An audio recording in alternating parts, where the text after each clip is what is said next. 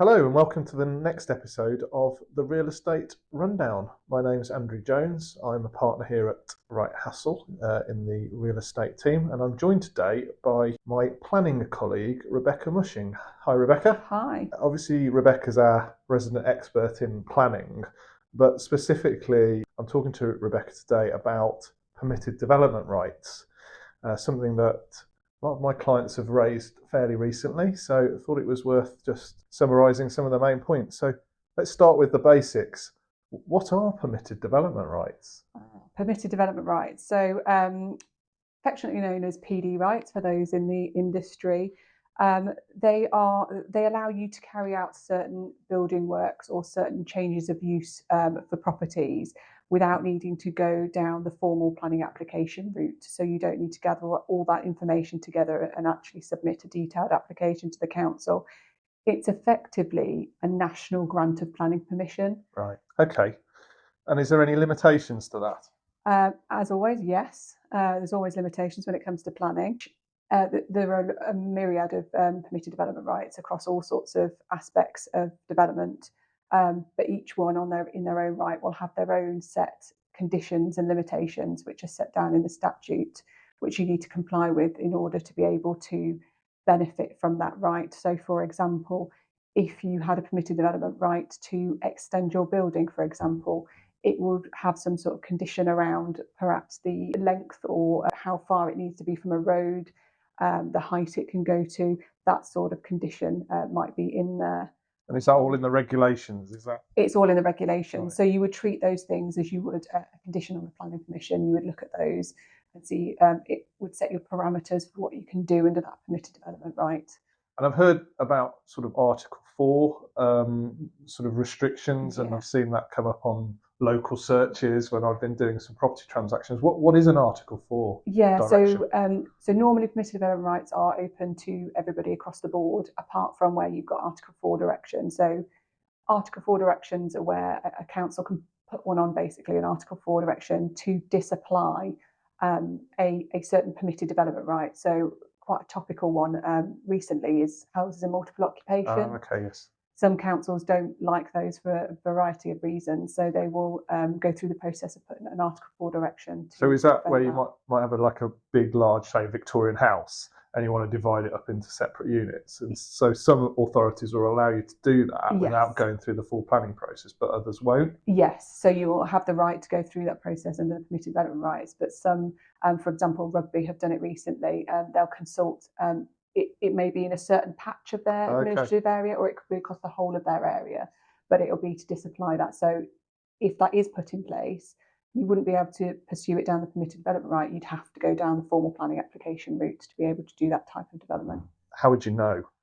It would come up on your local search if you were purchasing a property, but it's something that you'd have to, they would consult on it, and it would be known in the local area, but it's something you'd have to seek out.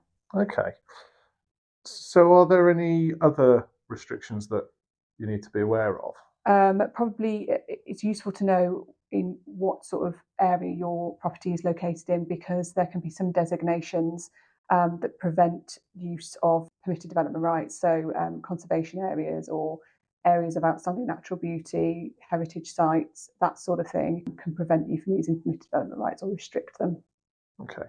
So how does the process work if I've got a property that I think, okay, I think I can convert this.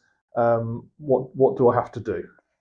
So it depends what you're converting. So, for example, if it's in the same use class, so it wasn't long ago that there was a class A, B, and D uses, which separated out things like retail, warehousing, and leisure uses. That's all now been encompassed under a new class E, which is a commercial business and services use class. Now, if your property is used for something within that use class E, for example, an office, but you would like to change its use to a nursery, you can go ahead and do that, because both those uses come under class E. Okay. So class E is quite wide now then? It is wide now, and I think that was done during the pandemic. That was introduced during the pandemic to help people flex and to help the high street rejuvenate and allow a simplified process to be gone through to change these uses more easily. So can you just go ahead? do You that? can. Some of them may need, some of the permitted development rights might need a prior approval process. Okay. So, but again, that will all be set out. You'll be able to see that in the legislation as part of the condition or limitations to it.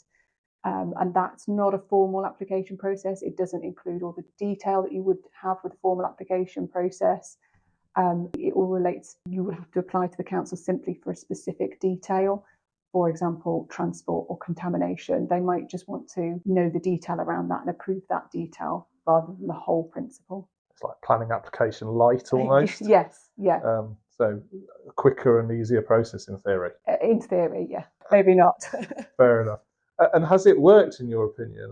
Has it helped rejuvenate and reuse buildings, this Class E? I think it has. I think the Class E has helped matters because it's helped that flex. It's helped that simplified process without the expense. These PD rights are always changing, and the government are always looking at the ways they can expand them to help. And I think the High Street probably could do with a bit more flex to help rejuvenate themselves. So I'd probably say watch this space. We might see something further. And I've got a particular interest in offices and perhaps turning office buildings into residential usage. Is that something that's still allowed? What are the rules around that? Yeah, that's something that's definitely still allowed. There's parameters around suitable living space and what is justified as what the floor space you can have as a habitable dwelling. It can't be too small, so it'll have a set of criteria that it has to satisfy. But that's something you would be able to do under permitted development rights. Okay. What about infrastructure? Because you might have a building which you think, oh, this would be fantastic for a house, but do you then have to get planning permission to put, I don't know, sewers or something in like that? Yeah, so you might, for example, you might be able to change your use from one thing to another under permitted development rights, but that doesn't give you carte blanche to then do any building work that you need to make that conversion into that use. So anything physically that you need to do with that property, you then need to get planning permission for that work, the actual building work, even though the change is permitted under the PD rights. So that could really limit this PD right. Yes. It's it's an interesting one because you think, oh great, I'll change that building, but actually if there's more work involved. Exactly that. So offices to dwellings, for example, that you might think that's a fantastic reuse of a building. But actually, if you need to do something more than just internal works to make that change, if there's any physical changes that need to be done, then you need to go down the full application process, which then obviously is not simplified. It's more cost and expense. Are there any other restrictions that you might need to think of? I'm thinking particularly if you're a tenant and you've got a lease. Yeah, so with the leases, you'd want to make sure you've either got, as a tenant, you probably want to make sure you've got flexibility in there. So you'll obviously, sometimes people will draft it very wide as a use class, so Class E, for example, which would then allow the tenant to flex between restaurant, retail, nursery, which are very different types of uses. But as a landlord, would you like that flexibility? Do you want to keep control over what your building is being used for? And if that's the case, you probably want to pinpoint it to a particular use, for example, restaurants. Yeah, so you could have it the other way where you think, oh great, I've got permitted development rights, so I can change this from an office to another use. But actually when you look at it, you look at the lease, it's much more restrictive. Absolutely. So that's the two systems working not against each other, but they're not, you've got to be checking both to make sure you're complying with both. Okay. How would you know if a particular development proposal is within permitted development right? So you would, the planning portal is a really good resource for that. It gives some good guidance on what you can and can't do, but a planning consultant is also always a good start. We can obviously help do that as well. We'd be checking the legislation to make sure what you're proposing to do is allowed. Sometimes there's grey areas, so it might seem on the surface that yes, you can do it, or it might be a bit grey as to whether that's permitted.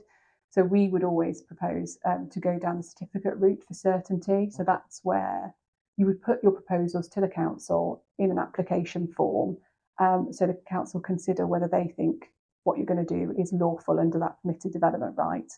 And then that gives you comfort once that's granted that you won't be breaching any planning legislation. And would you generally use that where it's more grey? Yes, there's some that's black and white and you can clearly tell. But sometimes where there's an extension and you have to comply with certain limits, which are then curtailed by whether the building's already been extended previously, it can be difficult to ascertain that, especially if you haven't got the full history of the building. So that in that scenario, it might be best just to get a certificate from the council just to be sure. And does this apply to agricultural buildings? It does, yeah. Okay. Yeah. So there's some examples where agricultural buildings could be changed under these rights. Yeah, so there's the most common one I would think that people may know about is the Class Q conversion, where you've got barns that you can convert into dwellings. Class Q has changed recently, so you can convert it into more than one dwelling, but obviously they've got to be of certain sizes, and there's prior approval there again that you need to go through in terms of looking at sustainable locations and whether the building is capable of conversion. But that's a very useful one to use. I imagine there'd be some challenges around infrastructure though, because just because it's been used as a barn doesn't necessarily mean it's connected to the main sewer or electricity or anything like that. So you might end up having to get planning anyway. Possibly, and those sorts of considerations are also part of the prior approval in relation to a Class Q barn conversion. And I know some councils have been quite strict on those, and some are really resistant to those Class Q dwellings just popping up here, there, and everywhere. Right. Okay. So even though national legislation says we want to see these houses built in the countryside, you're getting local resistance. Yes. Yeah. That's interesting.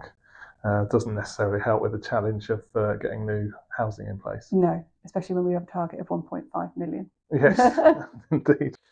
Well, thank you, Rebecca, for the roundup there on the permitted development rights. This seems a very complex area to me for something that should be encouraging more development, but I guess watch this space as the government introduces new legislation. Indeed. Thank you very much. Thank you.